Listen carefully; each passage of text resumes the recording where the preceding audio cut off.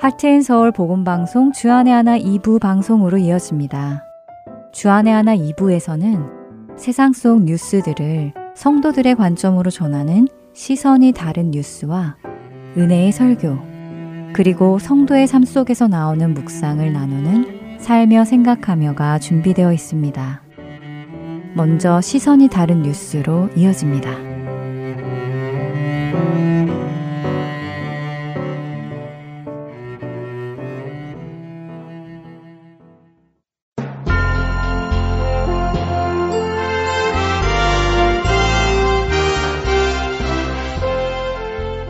애청자 여러분, 안녕하세요. 시선이 다른 뉴스 진행의 설교입니다.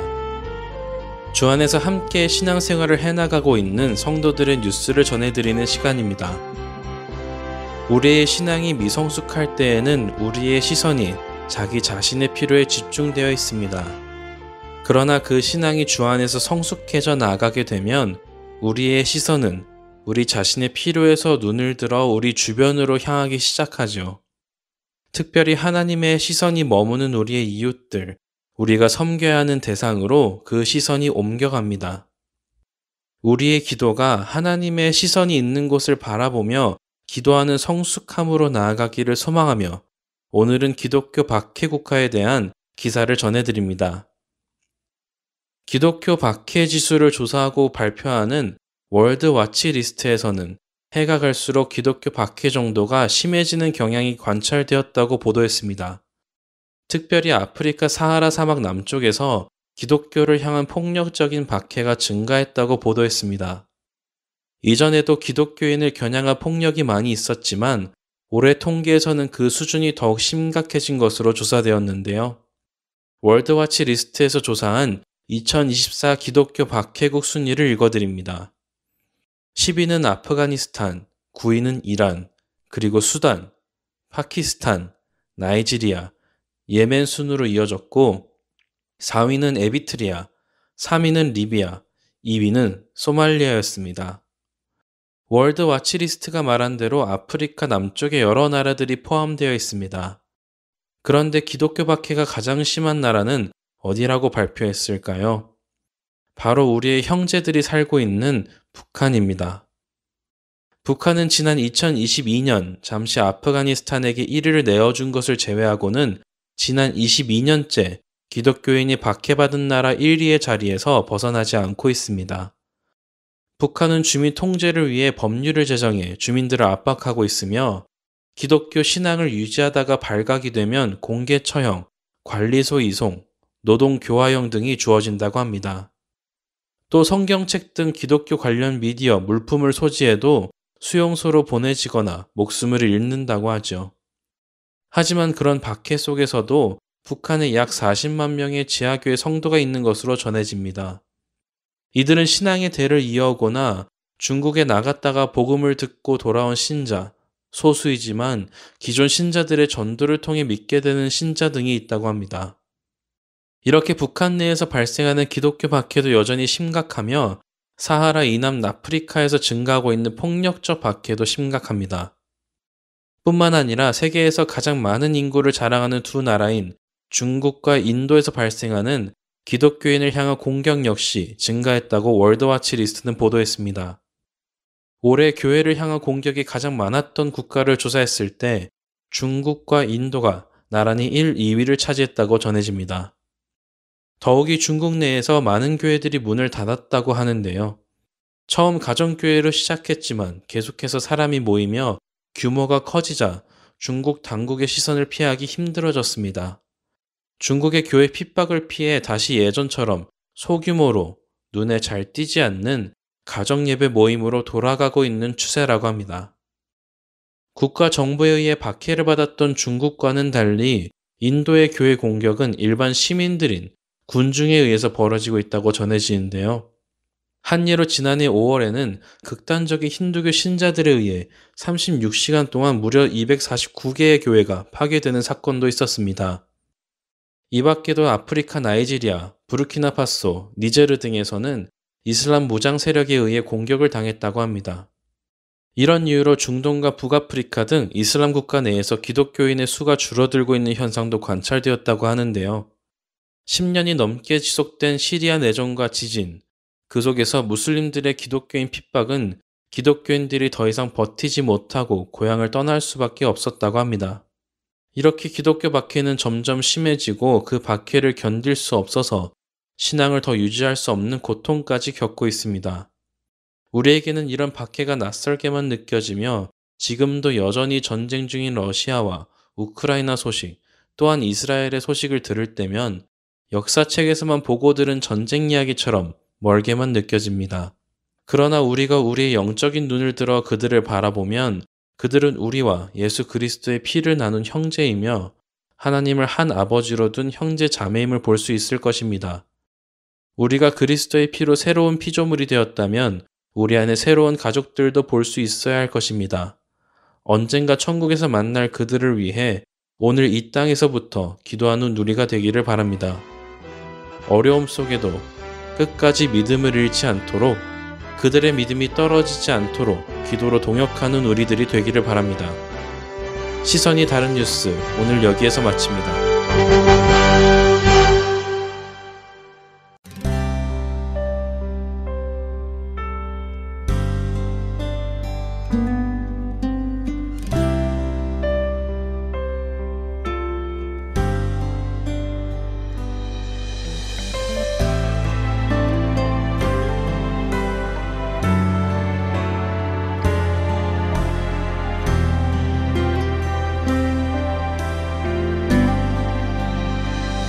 아버지 당신의 마음이 있는 곳에 나의 마음이 있기를 원해요.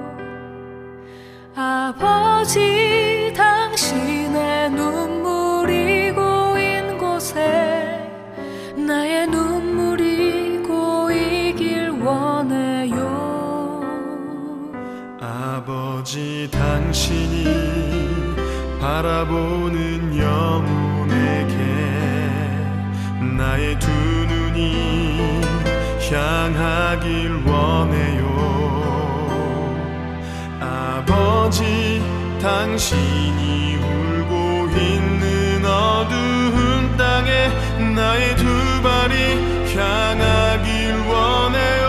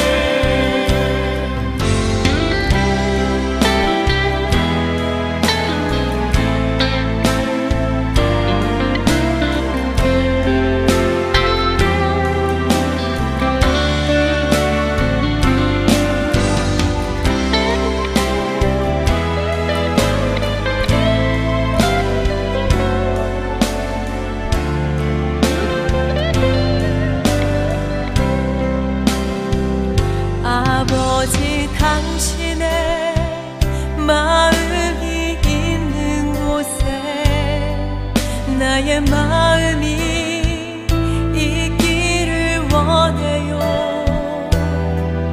아버지 당신의 눈물이 고인 곳에 나의 눈물이 고이길 원해요.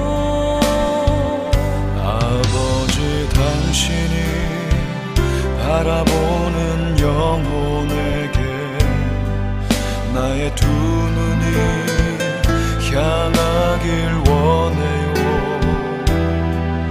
아버지 당신이 울고 있는 어두운 땅에 나의 두 발이 향하길 원해요.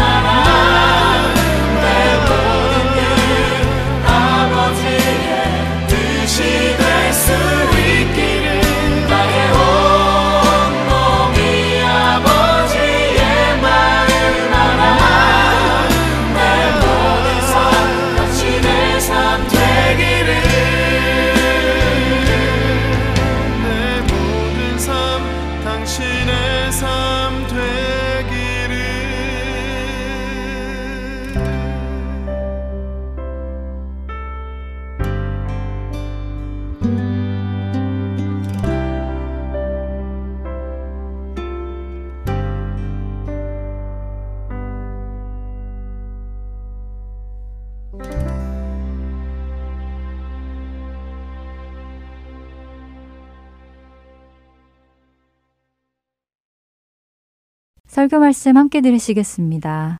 서울 베이식교회 조정민 목사님께서 고린도전서 15장 12절부터 19절까지의 본문으로 여전히 죄를 짓는 까닭이라는 제목의 말씀 전해주십니다.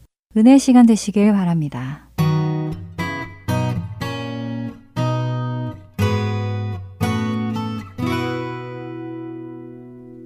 그리스도께서 죽은 자 가운데서 다시 살아나셨다 전파되었거늘 너희 중에서 어떤 사람들은 어찌하여 죽은 자 가운데서 부활이 없다 하느냐.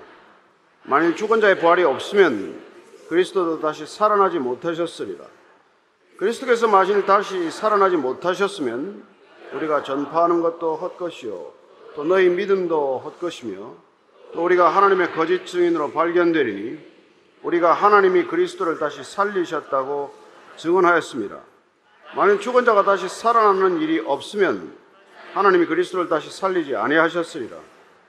만일 죽은 자가 다시 살아나는 일이 없으면 그리스도도 다시 살아나신 일이 없었을 터이요 그리스도께서 다시 살아나신 일이 없으면 너희의 믿음도 헛되고 너희가 여전히 죄 가운데 있을 것이요 또한 그리스도 안에서 잠자는 자도 망하였으리니 만일 그리스도 안에서 우리가 바라는 것이 다만 이 세상의 삶뿐이면 모든 사람 가운데 우리가 더욱 불쌍한 자이리라. 아멘. 하나님 아버지, 저희들이 이렇게 주일에 함께 모여서 예배드릴 수 있는 뿌리가 무엇인지, 우리 믿음의 근원이 무엇인지 오늘 다시 한번 복음의 핵심을 통해서 다시 한번 확인하고자 합니다. 우리 모든 신앙의 기초가 부활하신 주님께 있다면 우리의 삶은 더 이상 세상의 삶과 같지 않을 것이라고 믿습니다. 하나님, 구별된 삶을 살게 하시고 구별된 신앙으로 구별된 하나님의 뜻을 펼쳐나가는 참된 그리스도인들 되게 하여 주옵소서. 예수님 이름으로 기도합니다. 아멘. 하나님을 안 믿는 사람들이 성경을 펼치게 되면 가장 마음에 거북하고 부딪히는 것, 도저히 더 이상 나갈 수가 없는 두 단어가 있어요. 그게 창조와 부활입니다. 이 창조와 부활에 걸려서 도저히 하나님을 믿을 수도 없고 예수님을 주님이라고 이렇게 고백할 수가 없는 것이죠. 왜냐하면 세상은 뼛속 깊이 이 진화론에 물들어 있습니다. 머리끝에서부터 발끝까지 진화에 물들어 있기 때문에 창조라는 개념 전체와 반하는 것이죠. 우리의 이성이나 상식은 부활과는 정반대입니다. 그래서 그걸 믿을 수 없는 것이죠. 믿을 수 없는 걸 우리는 이해할 수 있는 사람들이에요. 그런데 어떻게 하다가 저와 여러분들은 그걸 믿게 되었냐는 것이죠. 철저히 우리의 이성이나 상식이나 지식이나 이 모든 합리성에 비추어서 창조와 부활은 분명히 그들이 보기에는 반상식적이고 몰이성적인 이런 것들을 어떻게 믿게 되었냐는 것입니다. 모태신앙이라서 아주 한 번도 의심해 본 적이 없는 분도 계실 거예요. 그러나 그 세상과 함께 믿지 않았던 불신자의 입장을 살았던 사람들은 이게 믿어지는 것조차도 내 힘이 아니라는 걸 알게 됩니다. 우리의 지식과 이성으로는 그걸 도저히 받아들일 수가 없다는 걸 너무 잘 알기 때문이죠. 그런데 그걸 어떻게 믿게 되었냐는 것이죠. 그걸 어떻게 알게 되었냐는 것입니다. 여러분, 구원이 임했기 때문에, 영원한 생명이 우리 안에 왔기 때문에, 거듭났기 때문에 창조와 부활이 믿어진 거예요. 그걸 알게 된 겁니다. 그래서 여러분, 이 부활을 믿는다는 건 이건 보통 사건이 아니에요. 온전하게 믿음으로 받아들이고 있는지, 창조나 부활은 안 믿으면서 그냥 예수님의 메시지가 귀하니까 원수도 사랑하라 그러고 남의 눈에 티를 빼기 전에 내 눈에 들보를 먼저 빼라, 남에게 대접받고자 하거든 먼저 대접하라. 이런 도덕적이고 윤리적인 말이 좋아서 그냥 그리스도인으로 살아가는 건지 본인 스스로에게 정직하게 한번 물을 필요가 있다는 것이죠. 왜냐하면 이 부활은 고린도 교회 사람들도 잘 안 믿었던 개념이고 그 당시 헬라인들은 이 자체에 대해서 가장 걸리는 부분이었을 뿐만 아니라 여전히 오늘날에도 예수를 주라고 믿을 수 없는, 고백할 수 없는 사람들이 가장 걸리는 부분이기 때문에 그래요. 예수님께서 스스로 그걸 우리가 믿지 않고서는 더 이상 나갈 수 없다는 걸 알기 때문에 예수님 당신 자신이 내가 누구인지를 선포할 때 그걸 분명히 밝히고 시작을 하신 것이죠.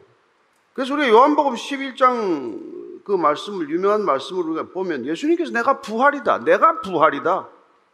그분이 우리가 소위 말하는 나는 무엇이다라고 하는 하나님의 자기 정체성 선언은 I do가 아니란 말이에요. I am who I am. 나는 어떤 존재다라는 것으로부터 신앙은 시작이 돼요. 저와 여러분의 어떤 행위로도 믿음은 시작되지 않습니다. 11장 25절 26절입니다. 시작. 예수께서 이르시되 나는 부활이요 생명이니 나를 믿는 자는 죽어도 살겠고 무릇 살아서 나를 믿는 자는 영원히 죽지 아니하리니 이것을 내가 믿느냐? 내가 부활이다. 내가 생명, 영원한 생명이다. 죽지 않는 생명이다. 그러니 나는 영원히 죽지 않는다. 나는 죽어도 산다. 이걸 믿겠냐는 거예요. 세상의 상식과 이성과 경험과 판단으로는 도저히 믿을 수 없는 거지만 내가 이것을 믿겠느냐? 예, 믿습니다.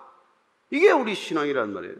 그 믿는다고 고백했을 뿐인데 주님이 부활이요 생명이라는 걸 믿겠다라고 우리가 고백했을 뿐인데 우리는 그 이후로 부활이 믿어지고 부활이 우리에게 임할 수 있다는 확신을 가지고 살아가는 존재가 된 거란 말이죠. 그런데 그 당시에 고린도 교회도 부활을 믿지 못하는 사람, 죽은 사람이 몸이 다시 산다. 이거는 믿을 수가 없다. 당시 헬라 세계의 일반적인 생각, 뭐 그게 플라톤 철학이건 에피큐리안이건 뭐 신비주의자들이건 그는 이원론에 철저히 젖어 있었던 사람이에요. 몸과 영은 다르다. 몸은 악한 것이다. 물질은 나쁜 것이다. 그러니까 이 몸이 죽는 것, 그 이후에 좋은 영, 선한 영이 몸에서 빠져나가서 그건 불멸이다. 그걸 믿던 사람들이에요. 그렇게 믿었던 사람들입니다. 그런 사람들에게는 어떻게 보면 몸이 다시 산다. 이거 원치 않았던 일이에요. 그들은 이 몸이 죽어서 영혼이 빠져나가는 것, 영혼이 자유롭게 되는 것, 그걸 오히려 원했던 사람이에요. 그렇게 또 믿었던 사람들입니다. 그게 헬라 세계의 죽음, 사후 세계에 대한 기본적인 생각이에요. 그러니까 몸이 다시 산다, 이건 개념상 맞지 않는 얘기고 받아들이기도 어렵고, 그래서 고린도 교회에서도 교회를 이루었으니까 다 복음을 받아들인 사람들인데 그들 가운데서도 일부는 여전히 부활을 믿지 않는 사람들이 있었다는 거예요. 오늘은 안 그렇겠습니까? 저 여러분들 얼마나 부활을 믿고 계십니까? 우리의 신앙의 핵심이 부활신앙이라면 그 부활을 얼마나 온전히 믿고 있느냐에 우리 신앙의 아마 전체적인 모습이 아마 달려있을 거예요. 12절 읽습니다. 시작. 그리스도께서 죽은 자 가운데서 다시 살아나셨다 전파되었거늘 너희 중에서 어떤 사람들은 어제 죽은 자 가운데서 부활이 없다 하느냐? 왜 죽은 자 가운데서 부활이 없다고 말하느냐? 복음의 핵심은 그리스도의 죽음, 십자가의 죽음, 그리고 다시 사심, 부활, 죽음과 부활이라는 것은 불가분이에요. 죽은 것만으로 우리의 구원은 완성되지 않습니다. 부활하셔서 그분이 다시 아버지께로 가서 우리에게 보혜사 성령을 보내주시겠다 약속하셨고 그 약속하신 것이 이루어졌기 때문에 생명이 우리에게 왔기 때문에 아니 그분이 다시 살지 않으셨다면 그 모든 일이 어떻게 가능하며 그의 죽음은 무슨 의미가 있습니까? 헛된 죽음에 불과한 것이죠. 더 이상 나아갈 수 없는 여전히 그분이 무덤 안에 있다면 우리는 아무것도 이루어지지 않은 상태로 있고 마는 것이죠. 그런데도 왜 부활이 없다고 하느냐? 이걸 얘기하기 위해서 오늘 바울은 부정에 의한 부정의 논증이라고 하는 것을 합니다. 그러니까 이 사람들은 이 몸이 다시 사는 것에 대해서는 도저히 경험한 적도 없고 본 적도 없고 받아들일 수가 없기 때문에 그 얘기를 전하면 저런 몰상식한 저런 반상식적인 일들이 있나? 그게 무슨 조롱부터 했단 말이에요. 사도행전 17장 32절을 보면 그런 조롱을 받는 바울의 모습을 보게 됩니다. 17장 32절입니다. 그들이 죽은 자의 부활을 듣고 어떤 사람은 조롱도 하고 어떤 사람은 이 일에 대해 내 말을 다시 듣겠다 하니, 바울이 아테네에서 부활을 전했더니 조롱을 당한 거예요. 그런 소리 하지도 말라고. 부활은 그렇게 그 당시에 받아들이지 않던 개념입니다.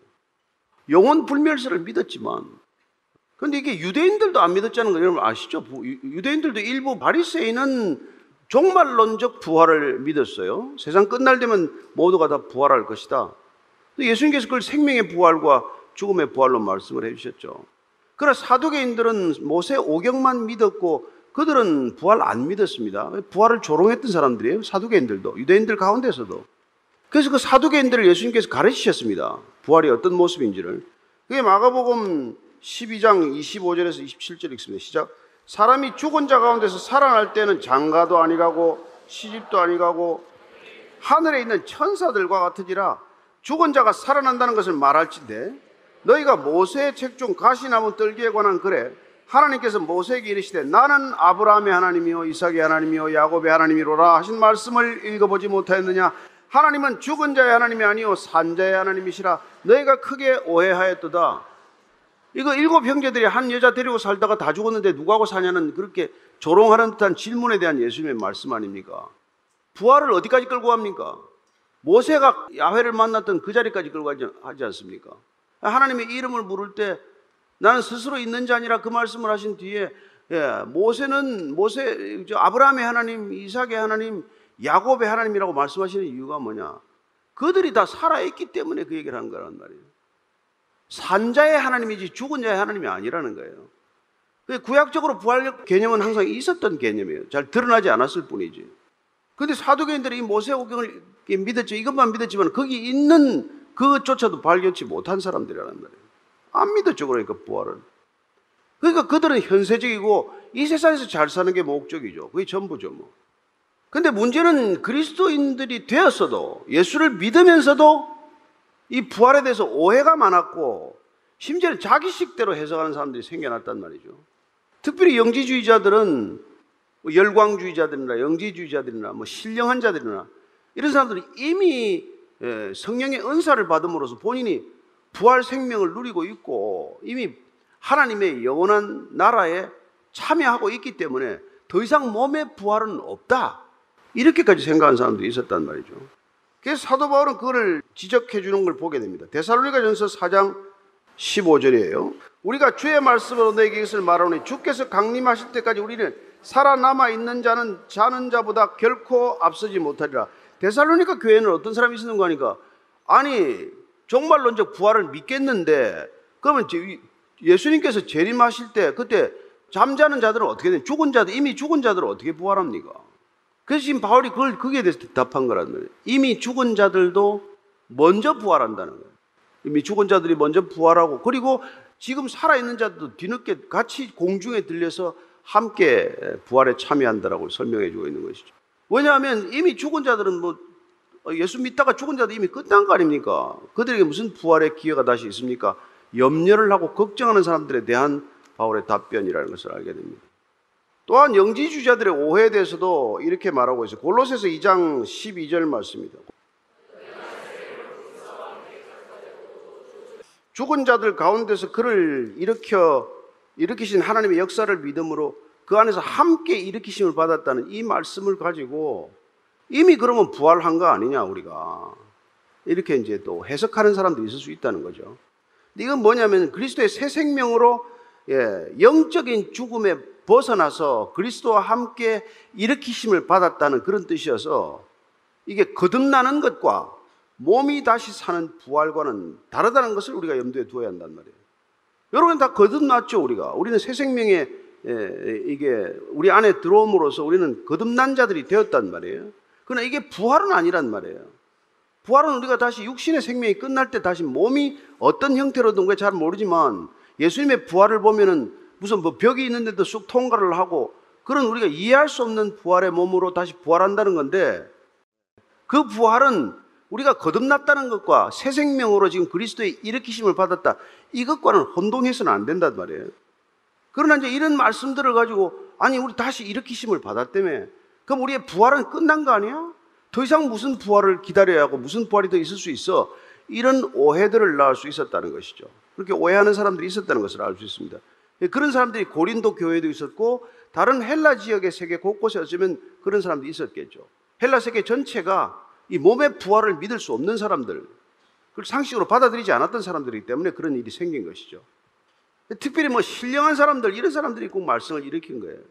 그래서 디모데서에 나오는 사람들도 바울이 이름을 꼭 집어서 얘기해요. 보통 바울이 이름 잘 말하지 않습니까? 근데 후메네오와 뭐 빌레도, 이런 자들은 이미 부활이 끝났다, 이렇게 가르침으로써 교회를 혼란스럽게 만들고 있다, 이런 불의한 자들에게서는 떠나라, 그렇게 얘기하고 있어요. 몸의 부활이 더 이상 없다고 하는 그런 가르침을 하는 자들이나 그런 사람들에게서는, 그런 불의자한 자들에게는 떠나라, 이렇게 말하고 있는 것이죠. 바울은 그 점에서 단호한 것이죠. 왜 이렇게 바울은 단호할까요?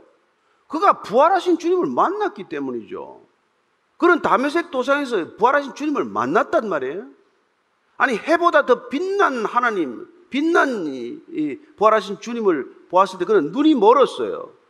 그러나 실제로 음성을 들었단 말이에요. 사울아, 사울아, 왜 내가 나를 박해하느냐? 누구십니까?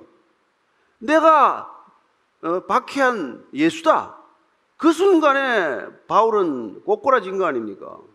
그리고 해보다 더 강렬한 빛 때문에 눈이 멀었어요.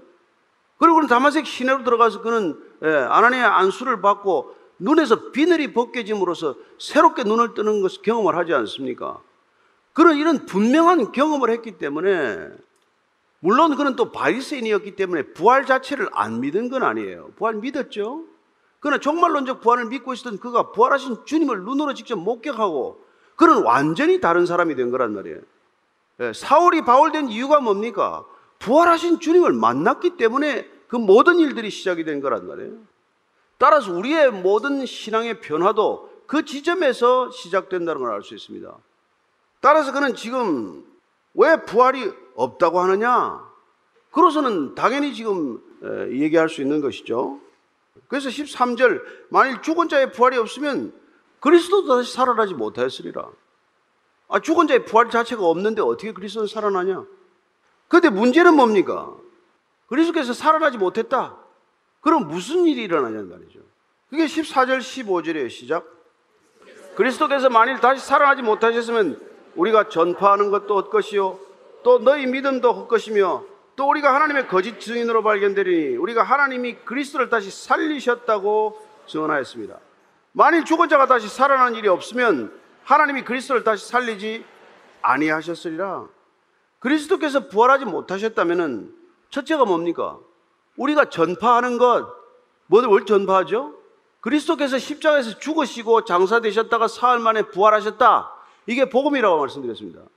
이게 하나님의 구원의 기쁜 소식이다. 하나님의 구원 역사가 이렇게 이루어졌다, 이렇게 완성되었다, 다 이루셨다고 고백한 복음의 실체는 그분께서 죽으시고 장사되셨고 사흘 만에 부활하셨다, 이걸 믿는 고백, 이건데 우리가 그 복음이라고 말한 게 다 헛것이 되고 만다 이 말이죠.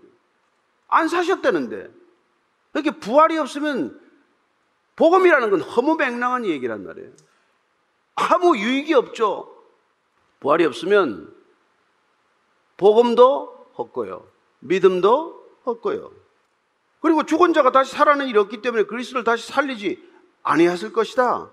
그래서 16절 17절입니다. 시작. 만일 죽은 자가 다시 살아난 일이 없으면 그리스도도 다시 살아나신 일이 없었을 터이요 그리스도께서 다시 살아나신 일이 없으면 너희 믿음도 헛되고 너희가 여전히 죄 가운데 있을 것이요. 죽은 자가 다시 살아나는 일이 없으면 이걸 계속해서 반복하고 있죠.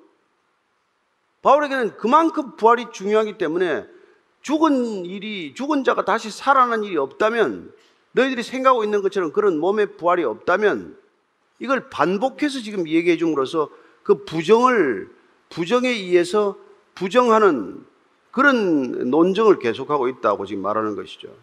그게 없다면 복음 자체가 헛거다, 믿음도 헛거다. 그러면 전도하는 사람은 어떻게 됩니까? 다 위증하고 있는 거란 말이에요. 바울이 지금 위증하고 있는 거란 말이에요. 본인은 지금 심지어 이게 유대 법정, 가시아랴 법정에서까지 이 부활하신 예수님을 만났다고 증언하지 않았습니까? 그런데 그리스도께서 다시 사신 게 아니라면 그건 거짓말한 거란 말이에요. 거짓 증언한 거란 말이죠. 바울이 위증한 거란 말이죠. 그리고 전도자라고 하는 사람들은 다 거짓말하고 다니는 사람들이에요. 그렇게 부활 하나가 부정되면 이 모든 것들이 아무 의미가 없다는 걸 알게 됩니다. 그런데 그럼 부활은 안 믿고 십자가만 믿는다? 그게 어떻게 가능합니까? 지금 바울은 그런 논지를 펴는 것이죠. 어떻게 교회 공동체라고 거기 모여 앉아 있냐는 것이죠. 부활하신 주님을 안 믿으면서도, 부활하신 주님에 대해서는 회의적이면서도, 그게 만약 다시 살아난 일이 없었을 것이고, 그렇게 되면은 오늘 지금 바울은 반복적으로 이 말을 하면서 마지막 결론을 이끌어가면서 아주 중요한 얘기를 하고 있습니다. 첫째, 복음 헛거다. 믿음도 다 아무 유익이 없다. 공허하다. 셋째로, 전도자들은 다 이 거짓말쟁이다. 위증자들이다. 네 번째, 뭐라 그럽니까? 너희들은 여전히 죄 가운데 있을 거라는 거예요. 부활이 없으면 여전히 우리는 죄 가운데 있다는 겁니다. 왜냐하면 십자가의 죽으심으로 그분께서 우리의 죄를 사하셨다는데 그 죄 사하심을 보증한 것, 인치신 것, 그분의 죄 사함이, 그분의 죽음으로 우리의 죄 사함이 이루어졌다는 것을 하나님께서 확정하신 사건이 부활이라는 말이에요. 그걸 받아들였다. 내가 내 아들의 죽음을 너희들의 죄를 사하는 대속함으로 받아들였다는 게, 그걸 확정한 게 부활인데, 그 부활이 없다면, 그래서 예수님이 여전히 죽은 상태로 있고 무덤에 있다면, 그러면 아무것도 된 게 아니란 말이에요. 저와 여러분들이 여전히 죄 가운데 있게 된다는 거예요. 이게 가장 심각한 거란 것이죠. 얼마나 부활이 중요한지를 지금 얘기하는 거예요. 부활 사건이 가지고 있는 의미, 부활 사건이 얼마나 중요한 것인지, 우리 복음에는 얼마나 큰 비중을 차지하는지를 지금 얘기하고 있는 것이죠. 여전히 죄 가운데 있다는 것입니다. 여러분, 이거 깊이 한번 묵상해 보세요. 왜 여전히 여러분들이나 제가 죄 가운데 있습니까? 부활을 안 믿기 때문에 그럴 수 있다는 거예요. 누가 입으로 부활을 부인했습니까? 우리는 한 번도 부활을 부인한 적이 없죠. 입을 열어서. 그러나 실제 우리의 삶은 부활을 부인하는 거나 마찬가지죠. 왜요? 현세적인 삶에 올인하고 있으니까. 부활에 대한 소망이 별로 없으니까. 그러니 여전히 죄 가운데 있다 이 말이죠. 왜 동일한 죄를 반복합니까? 예수 믿는다면서 왜 동일한 거짓말을 계속하고 동일한 죄를 반복하고 있습니까? 같은 죄를 어제도 짓고 오늘도 왜 짓습니까? 깊이 들어가 보면 부활 신앙이 아니라서 그런 거란 말이에요. 이게 얼마나 심각한 문제입니까? 왜 그리스도인들에게 능력이 없습니까? 아니, 주님께서는 우리를 의롭다 하시고 우리의 모든 죄를 용서하고 도말하셨고, 이제는 그분과 함께 동행하면서 우리는 그리스도의 형상으로 빚어지고 있고 날마다 주의 구원을 이루어가는 삶인데 왜 아직도 독일한 죄를 짓냐는 거예요. 부활 신앙이 그만큼 흐려서 그렇다는 거예요. 아니, 부활을 자체를 안 믿고 있으면서 믿는 채 하고 있기 때문에 이런 일들이 일어난다는 거예요. 고린도 교회에 부활을 부인하면서도 믿는 자들이 거기 있었단 말이에요. 그들은 어떻게 지냅니까? 성찬한다고 모여가지고는 그냥 술에 취하듯이 취해버리고, 가난한 사람이 오면 돌아보지도 않고, 이런 일들이 일어났단 말이죠. 부활의 영광이나 부활의 소망이나 이런 것들을 갖고 있으면 여러분, 이 몸에 이렇게 집착하겠습니까? 이거 곧 태워버리고 묻어버릴 텐데 이거 가지고 이렇게 씨름하겠어요? 세상 사람들하고 꼭 같이 그런 기준으로 살아가겠습니까? 그러니까 내가 살고 있는 삶의 모든 방식이나 태도가 내가 부활신앙을 어떻게 받아들이고 있는지를 다 증언하고 있는 거죠. 뭐 말로는 부인 안 해요. 누가 부활을 부인합니까? 그러나 우리 삶으로 부인한단 말이에요. 그래서 지금 사도 바울이 다섯 번째, 자, 부활을 부인하면 어떤 모습이 되는지 한번 보자. 다섯 번째, 18절입니다. 시작. 또한 그리스도 안에서 잠자는 자도 망하였다는 거예요. 여기서 망했다는 건 다 끝났다는 거예요. 다 죽고 말았다는 거예요. 자, 부활을 부인하게 되면 첫째는 복음이라고 하는 게 다 이게 무익한 거다. 공허한 헛소리다. 두 번째는 우리가 믿는다는 것, 이거 아무 형식, 이게 구체적인 실체가 없는 믿음이다. 헛거다, 이거. 세 번째는 이 전도자들은 다 이 거짓말쟁이다. 목사나 뭐 이런 사람 다 이건 위증자들에 불과하다. 네 번째, 우리가 가장 이게 무서운 건 우리가 여전히 죄 가운데 있다. 여전히 죄의 버릇에서 헤어나지 못한다. 그리고 죄인들이 원하는 꼭 그걸 원하고 있다. 이 세상이 원하는 꼭 그걸 그대로 다 원하고 있다. 세상 사람들하고는 하나도 다르지 않다. 왜? 죄 가운데 있기 때문에. 그런 교회가, 죄 가운데 있는 교회가 어떻게 세상과 구별될 수 있겠냐 그 얘기죠. 그러고는 지금 5번째, 자 보자. 부활이 없으면은 예수 믿다가 죽은 사람들 다 망한 사람들이다. 그 사람 다 망한 거다, 망한 거. 죽은 걸로 끝난 거다. 그러면 불신자들이 창조와 부활을 안 믿는 것은 합당한 얘기죠. 그들은 부활을 안 믿기 때문에 뭐라고 말합니까? 야, 부활이 어딨냐? 사람이 살다가 죽으면 모든 게 끝이지 뭐가 더 있다는 거냐? 이게 그 사람들의 주장이고 논지 아닙니까? 생각 아니에요? 죽으면 끝인데 뭐가 더 있다는 거냐? 그래서 그들은 살아있는데 올인하지 않습니까? 더 잘 먹고 더 잘 사는 게 목적 아닙니까? 부활신앙이 없기 때문에 우리는 기복신앙으로 가게 되어 있단 말이에요. 그래서 살아있는 동안에 좀 더 잘 살고 잘 먹고 잘 지내는 거 이외에 무슨 소망이 있는데. 그리고 예수 믿다 죽은 사람들은 다 그렇게 믿다 갔으니까 다 쫄딱 망한 거다. 죽은 걸로 끝난 거예요. 그 사람 더 이상 아무 더 달라질 게 없어. 안 믿고 죽은 사람이나 믿고 죽은 사람이나 뭐가 다른데? 바울은 얼마나 명쾌한 논리입니까? 얼마나 담대합니까? 이 사람의 논지나 이 사람이 주장하는 게 무슨 눈치 보는 거 있습니까? 두려움이 있습니까? 세상을 향해서 비굴한 게 있습니까? 하나도 없어요, 바울은. 왜? 본인이 부활신앙 위에 서 있으니까. 본인이 부활하신 주님을 만났기 때문에. 이토록 담대하고 이토록 명쾌한 것이죠. 그리고 지금 이제 결론을 짓는 겁니다. 잠자는 자도 망했기 때문에 우리는 예수 믿어도 예수님께서 도와줄 것도 없어요. 예수님이 아무것도 안 도와준다는 걸 알아요, 또. 왜? 부활하신 주님이 안 계신데, 부활하셨는데 뭘 지금 도와? 우리 기도는 누가 듣는데? 기도를 누가 도와줄 텐데? 아무 소용없는 거죠. 히브리서 7장 25절 읽습니다. 그러므로 자기를 힘입어 하나님께 나아가는 자들을 온전히 구원하실 수 있으니 이는 그가 항상 살아계셔서 그들을 위하여 간구하심이라. 부활을 믿어야 그분이 지금 온전히 구원하실 수 있는데 항상 살아계시기 때문에 우리를 위하여 계속해서 간구하고 계신 분이 있다. 살아계시니까 그분이 우리의 기도도 들으시고 우리의 기도에 응답하시고 우리의 기도를 위하여 중보하시고 그런 분이 계시기 때문에 우리가 믿음 생활이 가능하단 말이에요. 부활하신 주님이 없으면 이거 다 헛거죠. 이거 다 없는 얘기죠. 뭐 때문에 기도합니까? 무슨 기도 능력이 있겠어요? 그리고 그분께서는 뭐 성령을 보내주시는데 성령이 안 오셨으면 우리는 어떻게 또 거듭난 삶을, 성령의 열매는 어떻게 가능합니까? 요한복음 16장 13절에서 15절까지입니다. 시작. 그러나 진리의 성령이 오시면 그가 너희를 모든 진리 가운데로 인도하시리니 그가 스스로 말하지 않고 오직 들은 것을 말하며 장래일을 너희에게 알리시리라. 그가 내 영광을 나타내리니 내 것을 가지고 너희에게 알리시겠습니다. 무릇 아버지께 있는 것은 다 내 것이라. 그러므로 내가 말하기를 그가 내 것을 가지고 너에게 알리시리라 하였노라. 부활하셨기 때문에 그분은 내 것을 가지고 성령을 보내주면 성령이 그 내 것을 가지고 너희들을 알게 할 거다. 성령은 오직 나를 드러낼 뿐이다. 이 말씀을 하고 있는 거죠. 이 말씀대로 하셨습니까? 안 하셨습니까? 부활하셨으면 이 말씀대로 하신 것이고 부활한 걸 우리가 제대로 안 믿으면 이런 일들이 우리에게 안 일어날 거란 말이에요. 그러니까 성령이 우리 안에 오셨는지 안 오셨는지도 모르게 되고 우리는 여전히 죄 가운데 있을 것이고 우리는 여전히 옛사람으로 살면서 몸만 교회 들락날락 하는 사람이 되고 마는 것이죠. 그래서 총체적으로 그 결과라는 건 참혹한 결과를 우리에게 알려주고 있는 거예요. 그러면 어떤 일이 일어나냐면 19절이에요. 시작. 만일 그리스도 안에서 우리가 바라는 것이 다만 이 세상의 삶뿐이면 모든 사람 가운데 우리가 더욱 불쌍한 자이리라. 그리스도 안에서 죽은 자들은 다 망한 사람들이지만 뿐만 아니라 지금 그리스도 믿는다는 사람들도 이 세상에서 우리가 살아가면서 기껏 바라는 게 이 세상 사람들하고 똑같은 것을 바라고 살기 때문에 가장 불쌍한 사람이 되고 만다는 거예요. 망해도 철저히 망한 사람들이고 살아도 아주 볼성사납고 가장 불쌍한 사람이 되는 게 그리스도인들이다. 만약 그리스도인들이 부활하신 주님에 대한 소망을 두지 않고 이 땅의 것들이 우리 소망의 전부라고 한다면은, 여러분 사도 바울의 얘기가 얼마나 절절합니까? 예수 믿고 세상 사람처럼 살면은 불쌍해도 세상 사람보다 더 불쌍하죠. 예수 믿는다고 마음대로 할 수나 있습니까? 예수 믿기 때문에 내 충동대로 욕망대로 못하고 다 절제하고 산답시고 살잖아요. 예수 믿는다고 남의 눈치 봐가면서 다 이렇게 사는 거 아닙니까?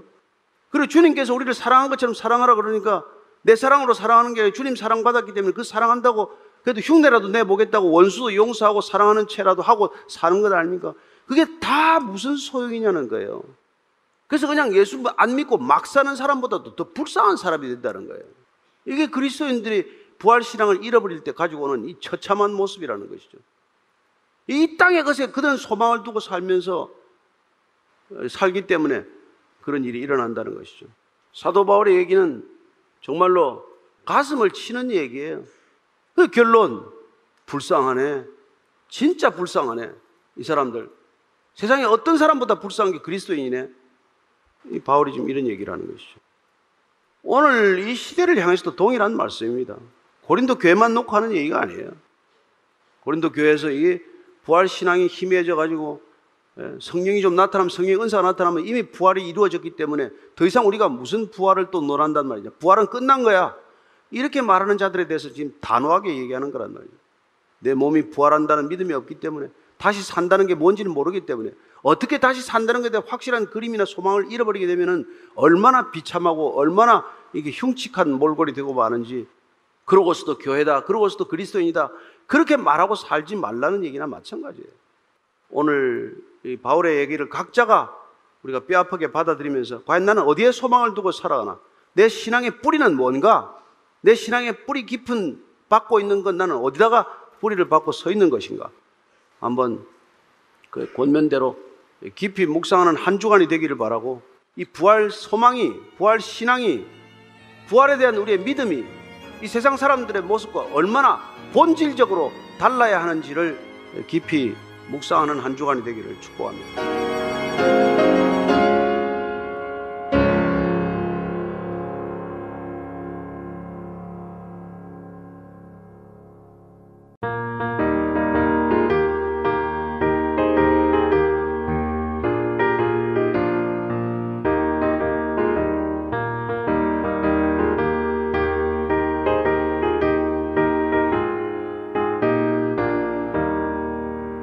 행문 나팔 소리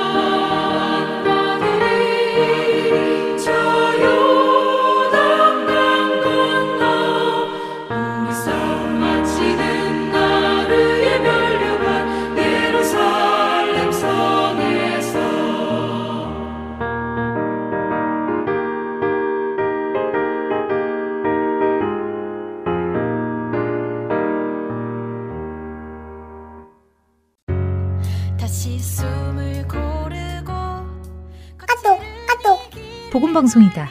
어머나, 뭐야. 카톡으로 방송을 받을 수 있는 거야?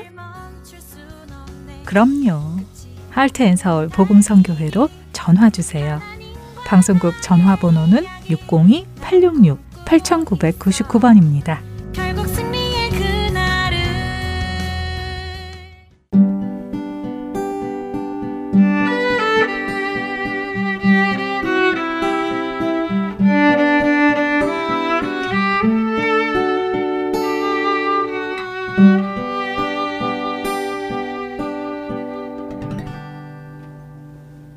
살며 생각하며로 이어집니다. 오늘은 강지연 성도의 이야기입니다.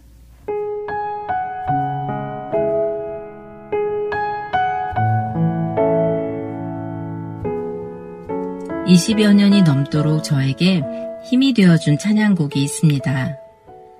지금의 남편과 사귀던 당시 본인과 결혼하려면 교회를 다녀야 한다고 하여 교회에 출석을 하기 시작했습니다. 교회에서 결혼식을 하려면 세례도 받아야 한다고 해서 세례도 받았지요. 그런데 결혼식을 준비하는 과정에서 결혼식 중간에 성도들이 결혼을 축복하며 찬양을 불러줄 테니 좋아하는 찬양을 하나 정해달라고 요청이 왔습니다. 이제 막 교회를 다니기 시작하였고 아무것도 모르는 채 세례를 받은 제가 아는 찬양이 있을 리가 없었습니다.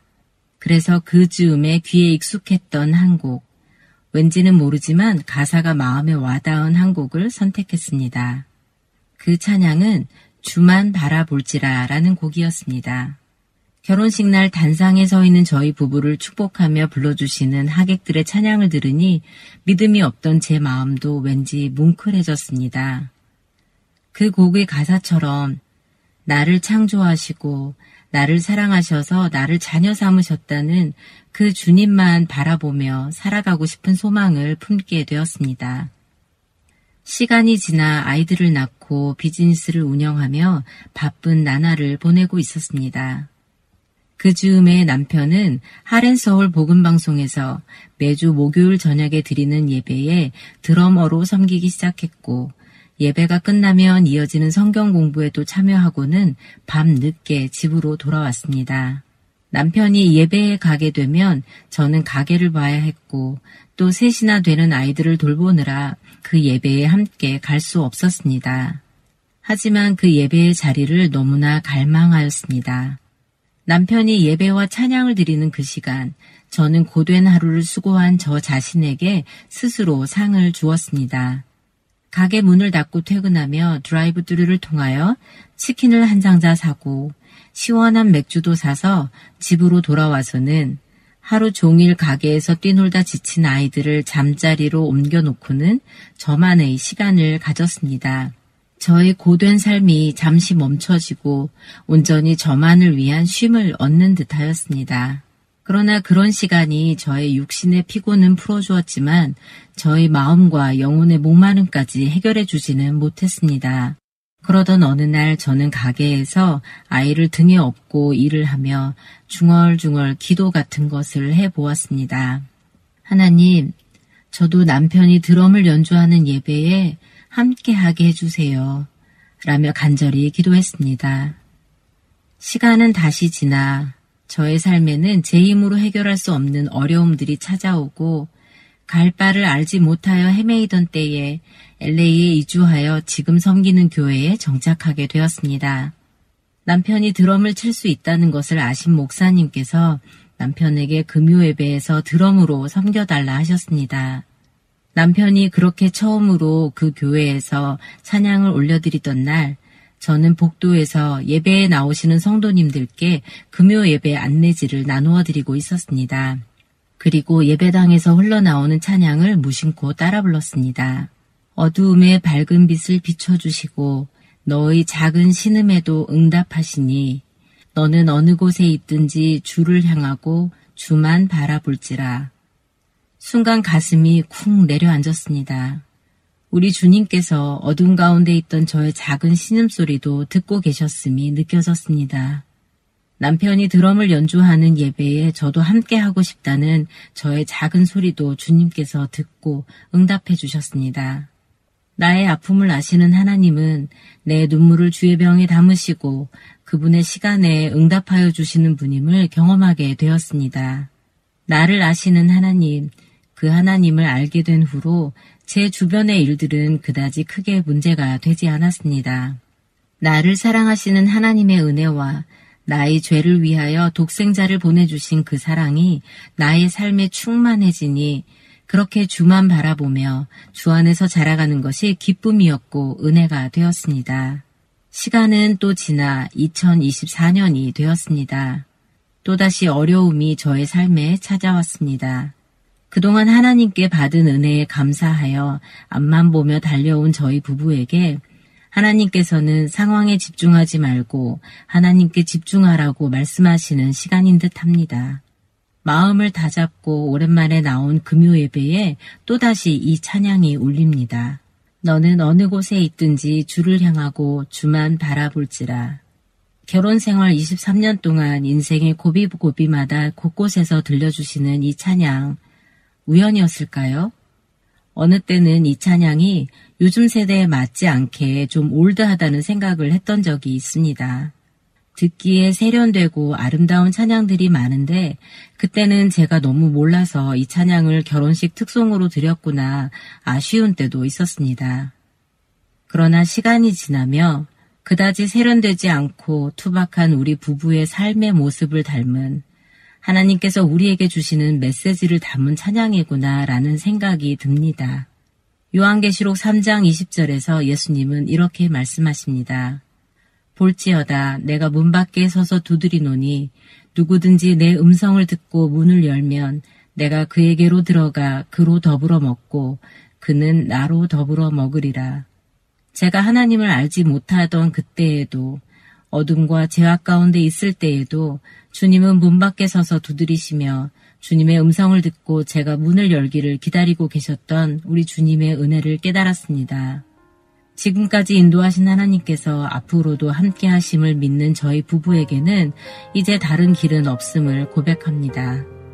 어느 곳에 있든지 하나님께 찬양과 경배드리며 그의 선하심을 닮아가며 살기를 원합니다. 그렇게 또 시간이 지나서 우리 주님의 눈물과 마음이 있는 그곳에 함께하는 부부가 되기를 소원합니다.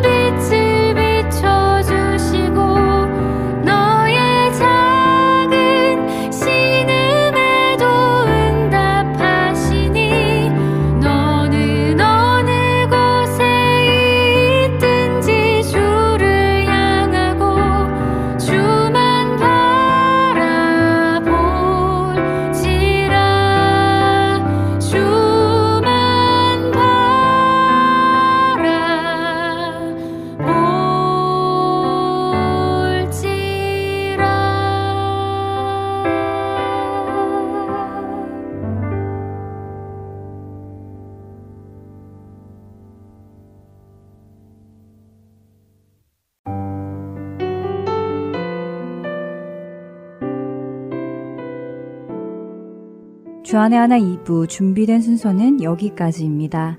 계속해서 주안의 하나 3부로 이어집니다. 주님의 말씀을 더 알아가는 시간 되시길 소망합니다. 안녕히 계세요.